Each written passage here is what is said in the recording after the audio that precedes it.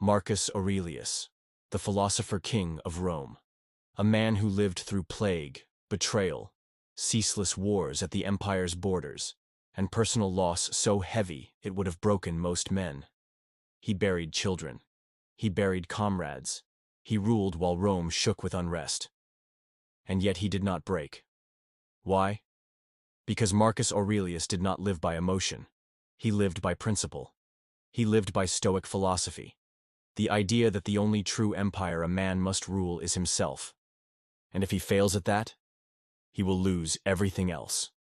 His warning echoes across nearly 2,000 years. A man who becomes a slave to his emotions becomes unfit to rule himself, let alone an empire. Now, fast forward to 2025.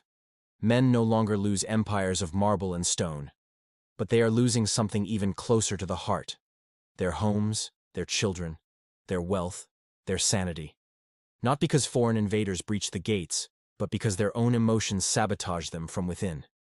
Men explode in anger and hand divorce courts ammunition. They surrender to lust and drain their power into meaningless validation. They cower in fear, silenced in their own homes. They fold before tears, abandoning truth just to stop the noise.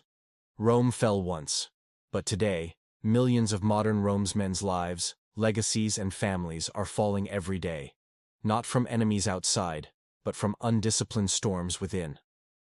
Marcus Aurelius left us survival instructions, and in this lesson, we'll break them down one by one. Number 1. Anger destroys leadership. Marcus Aurelius wrote, "How much more grievous are the consequences of anger than the causes of it." He knew this truth from the battlefield and the throne. Anger is not strength. Anger is proof of weakness. Because when a man cannot govern his own temper, he cannot govern men, armies, or even a household. And yet, modern men fall to anger daily, especially in their marriages. A wife provokes, a girlfriend tests, a co-worker disrespects. Instead of responding with calm, strategic composure, men explode. Voices raise, doors slam. Rage takes the throne. But here's the bitter truth. Every outburst is not a show of dominance. It is a surrender of power. In family courts across the world, the story repeats. A man shouts. His wife records. A man punches a wall. She documents. A man reacts with fire. She walks into the courtroom with evidence. And the system doesn't care why he was angry. It doesn't care what she did to provoke him. The only thing that matters is this: his inability to master himself became a weapon against him. This is why Marcus warned against anger. Not because it isn't human, but because indulging it makes you vulnerable.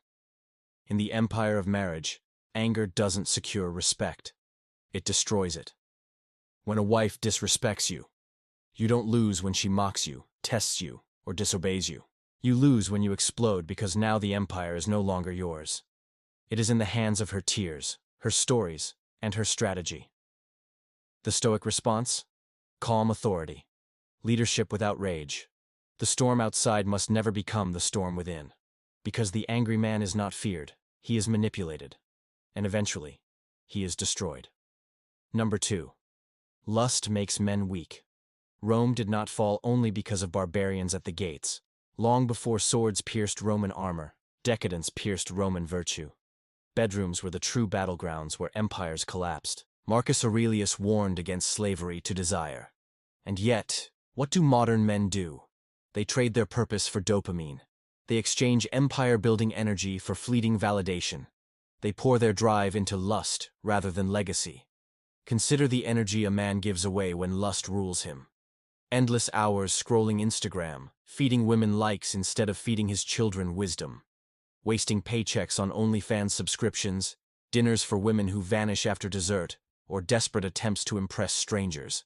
Living in cycles of pornography, where his brain is rewired to crave novelty instead of building mastery. The lustful man never builds. He only spends. He spends money. He spends time. He spends soul. And the cost? His empire. Look at history. Emperors destroyed by obsession with mistresses, leaders undone by affairs, kingdoms collapsing because a king could not keep his lust in check. the lesson hasn't changed. The modern man who leaks his seed, his wealth, and his time into empty lust cannot rise. He cannot create. He cannot lead. Lust doesn't just weaken the body, it weakens vision. It takes a man's eyes off the horizon of empire and chains them to the ground of immediate pleasure. Marcus's Stoicism demanded discipline not because pleasure is evil, but because slavery to pleasure is death. And today, slavery to lust is death for men who would otherwise build kingdoms. Number 3. Fear keeps men silent. The Stoics knew this. Fear is the jailer of action. Marcus Aurelius faced enemies on every border of Rome. He faced plague, famine, betrayal. But he never allowed fear to paralyze him. His duty was to act, to move, to lead. Modern men? Many are not leading. They are hiding. Fear rules the household. Men fear their wives more than they fear God. Fear of confrontation. Fear of arguments. Fear of losing access to children. Fear of accusations that can destroy reputations overnight. And so, they stay silent. They endure disrespect. They tolerate manipulation.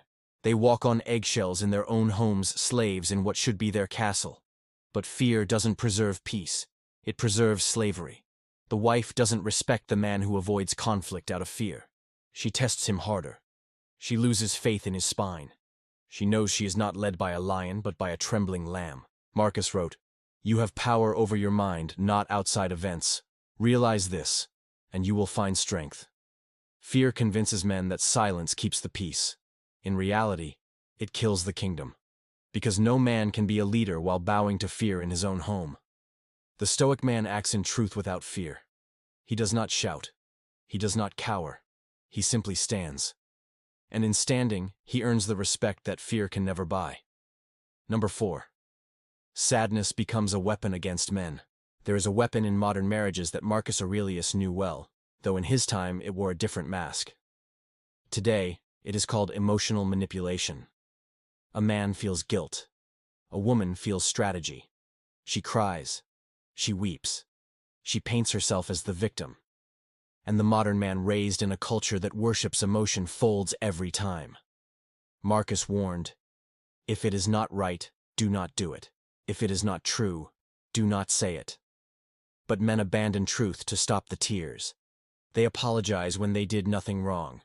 They submit not to justice, but to sadness. And this is the trap. Because when a man makes decisions based on guilt, he no longer leads. He follows. And worse, he follows manipulation. Entire marriages collapse because men hand over leadership to tears. They fear being called cruel, cold, heartless. And so they abandon what is right for what is emotional. But Marcus Aurelius lived through plagues that killed thousands. He buried his own children.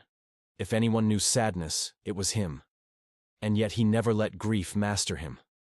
He carried it as a burden, not as a ruler. The modern man must do the same. Sadness, his or hers, must never dictate leadership, because the empire built on guilt will collapse under manipulation. Number 5. The Stoic builds. The emotional man burns. Rome was not built by men of emotion. It was built by men of discipline, order, and vision. Stoicism is not coldness. It is calm in storms. It is a philosophy that says, "The world can rage, but my soul must stand unshaken." Marriage today is a storm disguised as love. It tests. It pushes. It pulls. And the man who cannot master himself will never master his home. He will apologize instead of correct. He will react instead of rule. He will fall instead of stand. And just like Rome, his empire collapses not because of enemies outside, but because of emotions inside. This is the final truth Marcus Aurelius gave us. The Stoic builds. The emotional man burns. Marcus Aurelius was not writing poetry. He was not writing philosophy for leisure. He was leaving survival instructions. He ruled the greatest empire on earth, not because he was the most powerful, but because he was the most disciplined. He knew. A man who rules himself rules everything. A man who fails to rule himself loses everything. And that is as true in 2025 as it was in 175 AD. The modern man who does not control his emotions will lose his peace. his children, his wealth, his empire. History will not call it bad luck. It will not blame women, courts, or culture. It will call it what Marcus called it: the fall of a man who could not rule himself. So the command is simple. The path is hard. Control your anger. Control your lust. Control your fear. Control your sadness. Because the man who rules himself is unbreakable, and the man who does not will watch his empire burn. If this message spoke to you, don't just click away. Take 2 seconds right now, like this video, subscribe, and hit the notification bell because more men need to hear this truth before they lose everything.